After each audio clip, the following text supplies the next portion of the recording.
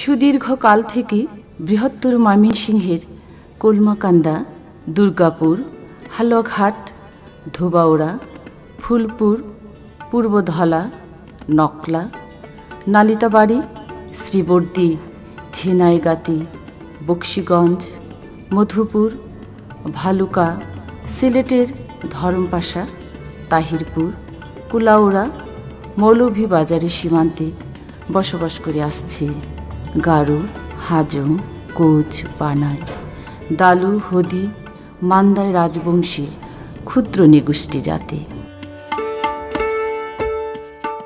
জাতির জনক বঙ্গবন্ধু শেখ মুজিবুর রহমানের ডাকে সাড়া দিয়ে 1971 সালে পাকিস্তানি হানাদার বাহিনীর বিরুদ্ধে বাঙালিদের সাথে কাঁধে কাঁধ মিলিয়ে মহান মুক্তিযুদ্ধে ক্ষুদ্র নিগোষ্ঠীরাও যথেষ্ট সাহস ও আত্মত্যাগের পরিচয় দিয়ে বাংলার ইতিহাসে স্মরণীয় হয়ে আছে। 1971 সালে 25 মার্চ থেকে শুরু করে 16 ডিসেম্বর পর্যন্ত দীর্ঘ 9 মাস রক্তক্ষয়ী যুদ্ধে এদেশের ক্ষুদ্র নিগোষ্ঠীর অংশগ্রহণ একটি উল্লেখযোগ্য অধ্যায়। গারো, হাজং, কোচ সহ অন্যান্য ক্ষুদ্র নিগোষ্ঠীর ছাত্র যুবক ভুটান, ভারতে তুরার, রংনাবাগ ও গুয়াহাটি সেন্টারে মুক্তিযুদ্ধের ট্রেনিং নিয়ে বাঙালি মুক্তিযোদ্ধাদের সাথে দেশের বিভিন্ন সীমান্ত এলাকায় পাকিস্তানি হানাদারদের বিরুদ্ধে যুদ্ধে ঝাঁপিয়ে পড়ে। ধীরাজ চাম্বুগং 1955 সালের 6 জুন নেত্রকোনা জেলার কলমাকান্দা উপজেলার চেঙ্গিনী গ্রামে জন্মগ্রহণ করেন।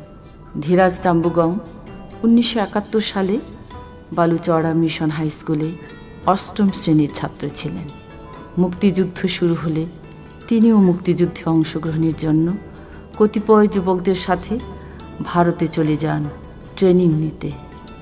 সেখানে ট্রেনিং শেষে তিনি জঙ্গল ট্রেনিংয়ের প্রশিক্ষণ নিয়ে দেশে ফিরে এনায়েত কোম্পানিতে sector commander, squadron leader Habibullah খানের সেক্টরে মুক্তিযোদ্ধা হিসেবে অন্তর্ভুক্ত হন এবং নাজিরপুর, কলমাকান্দা ও নেত্রকোনার অনেকগুলো সম্মুখ যুদ্ধে অংশগ্রহণ করেন।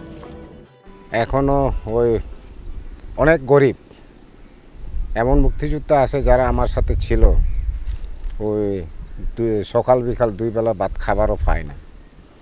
তো এই অনুদান দেওয়াতে, সরকারের খোঁজখবর নেওয়াতে এখন কিছু কিছু উপকারে আসতেছে। আমার ট্রেনিং হয় থুরা রংনাবাগ ট্রেনিং সেন্টারে মোট 35 দিন সর্বমোট। ওই 30 দিন বলেই আমাদেরকে আসলে আমরা পড়ে জানি, তবে 35 দিন ট্রেনিং ছিল। সেইখান থেকে বাগমারায় আসছি, বাগমারা থেকে আবার রংরায় আসছি। আমি 11 নম্বর সেক্টরে যুদ্ধ করেছি। আমার কোম্পানি কমান্ডার ছিল সিদ্দিক। এই আমাদের যুদ্ধের এলাকা ছিল কলমাকান্দা, নাজিরপুর, এই সব জায়গাতেই যুদ্ধ আমাদের করতে হয়েছে। পরে যখন আমরা নেত্রকোনা যাই তখন নেত্রকোনায় যুদ্ধ এবং অনেকগুলি যুদ্ধের মধ্যে রাস্তাঘাটে যুদ্ধ করতে হয়েছে আমাদের সব সময়। কিন্তু আমার যুদ্ধের মধ্যে স্মরণীয় ঘটনা হইল নেত্রকোনা অ্যাটাকটা, নেত্রকোনা আক্রমণটা। খুব ভোর সকালে যে যুদ্ধ চলছিল সেটাই আমার স্মরণীয়। আমাদের আসলে গেরিলা ট্রেনিং ছিল, কিন্তু যুদ্ধের সময় ওই গেরিলা যুদ্ধই করছি আমরা। আমাদের গেরিলা অবস্থায় ক্রলিং করতে হয়েছে, কোনো জায়গায় শুইয়াও থাকতে হয়েছে, গরান মারিয়াও যাইতে হয়েছে, কারণ জানের বই তো সবারই ছিল। ঠিক সেই এইভাবে যুদ্ধ হয়েছে। পরে তো ওই সকালের দিকে 8টা-9টার দিকেই নেত্রকোনা আমরা ক্যাপচার করলাম। আমরা মুক্তিযোদ্ধা, আমরা মুক্তিযোদ্ধা সবাই আশা করি আমাদের ভবিষ্যৎ প্রজন্মরা আমাদের যে আদর্শ ছিল সেই আদর্শই থাকবে এবং আমাদের মতোই দেশাত্মবোধ এবং সচেতনতা থাকবে, এটাই আমরা আশা করি।